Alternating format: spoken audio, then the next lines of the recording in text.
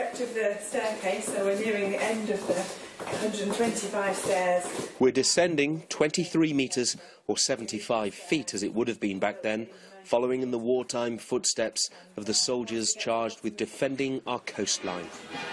A long-range gun which has lobbed more than one shell at the Germans across the channel. It was Winston Churchill himself who ordered these tunnels should be hewn from the Dover chalk.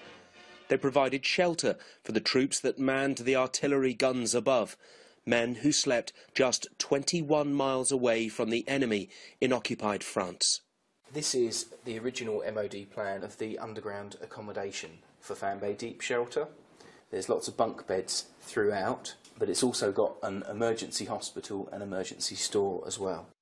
So Gordon, tell me, what would life have been like down here for the men stationed? Probably quite smelly, really.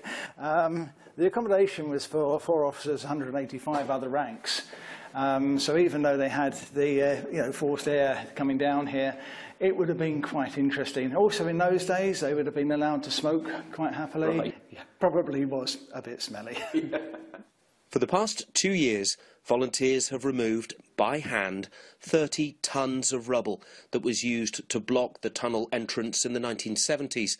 But now the labyrinthine shelter has been reopened to offer a real sense of its past.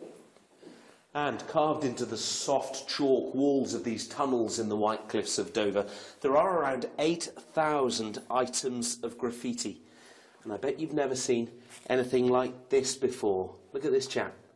I wonder who he is. And a deliberate decision has been made to create not so much a traditional museum, but rather a time capsule.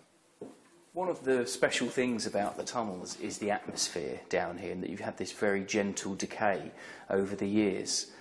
So we wanted to preserve that, so we've only lightly cleaned it and we haven't put any interpretation panels on it. You can find lots of original artefacts, and it's just an experience to journey through the tunnels.